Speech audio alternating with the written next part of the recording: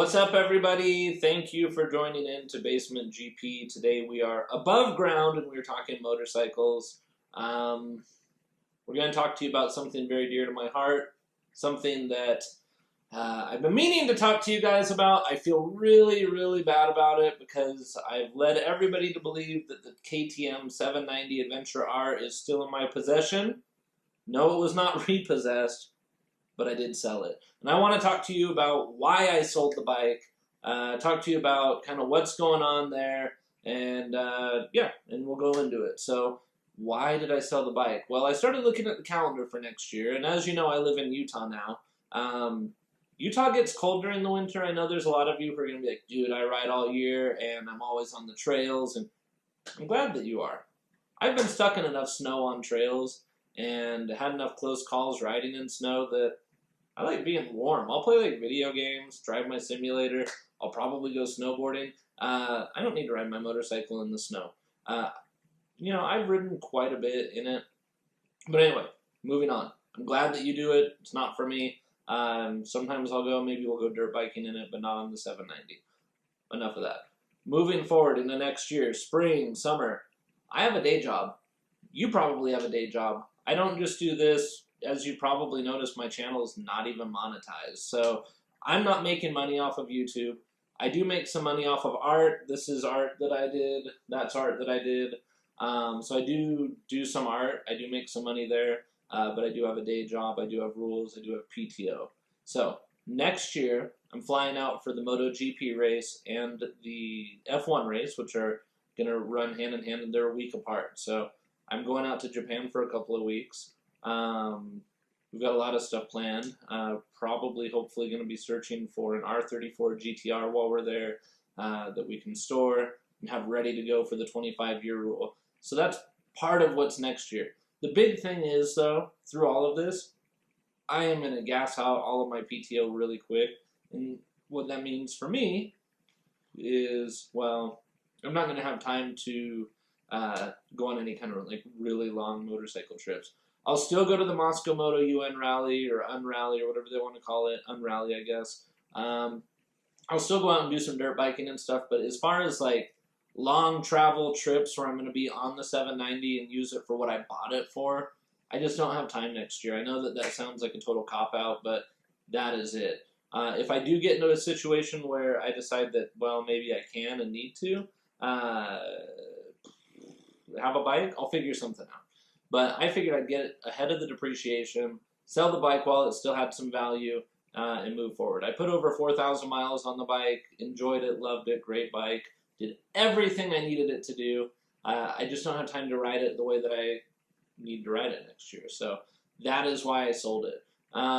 Still have helmets, still have all my gear, still have all my stuff. I look forward to riding again.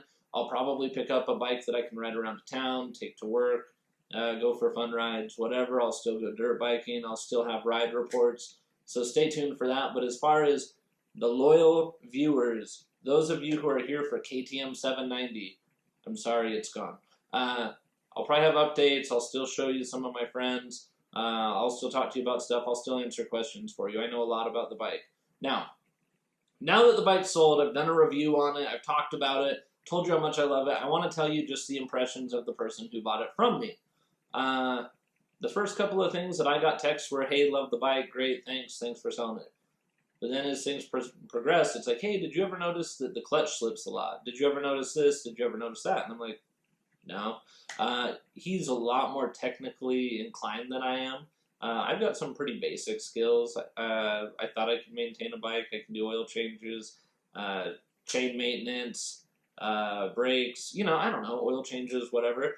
I'm not like the most proficient gearhead on the planet, as you probably saw from my tinfoil funnel when I did my gear change or my oil change. But you know, he's starting to like nitpick it. Took it into the KTM shop, and lo and behold, he's having all kinds of issues with the clutch. So I guess that the clutch packs are like, the clutch is like really worn out already at 4,000 miles. Doing a little more investigating, there have been a lot of issues, I guess, with the KTM clutches and some oiling issues. And guess what? KTM doesn't want to help anybody with them. There are people putting together lawsuits. against KTM. It's crazy. KTM, if anybody from KTM is listening to this, guess what brands don't do that kind of stuff? BMW. BMW will replace anything under warranty. Honda will replace anything under warranty. They are so good about helping. Yamaha, Suzuki, just keep naming everybody but you. KTM, what the heck, guys? You're trying to get a huge piece of the market. You're doing really well. You're getting fans. Why would you not take care of people over little stuff that you know is a problem that you caused? Maybe no one will ever see this. Maybe they will. All I'm saying is if you want brand loyalty, you have to learn how it is over here in the States, at least. I don't know how you do things in Europe. I don't know how everybody else does it. Here in America, clients are taken care of by the brands who they support. You know, people are buying your jackets. People are buying your hats. People are supporting your horrible MotoGP team. Your MotoGP team stinks. But people are still backing you because they want to have brand loyalty. And you're going to lose that. If you guys keep treating your clients like this, telling them that their warranties are good for nothing, 100% you're going to lose all of your clients. Other brands will continue to do it. You guys are acting like it's like 1940 where you can just do whatever you want. Doesn't exist anymore. Not in 2019, 2020.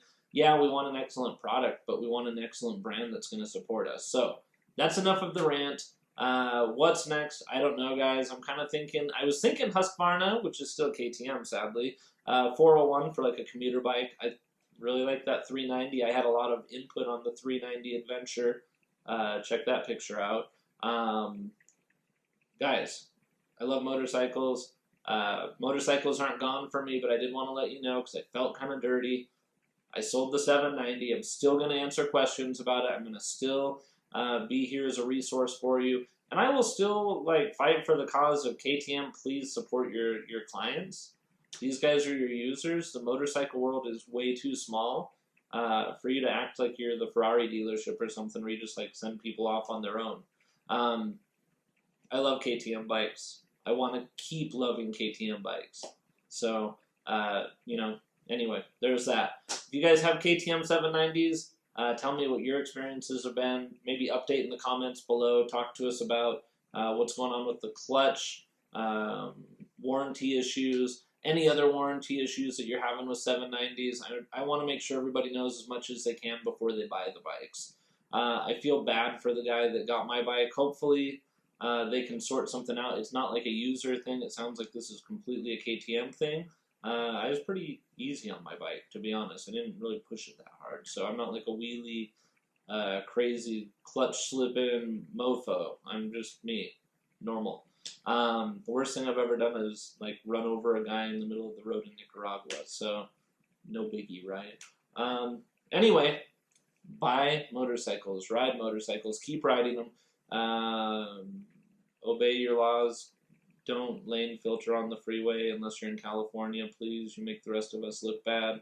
And I think that's it. So, again, sold the bike for time, but there have been a few things I've learned about the bike since then. I will, hopefully, KTM, please clean up your act. I want to buy a 2021 when it comes time.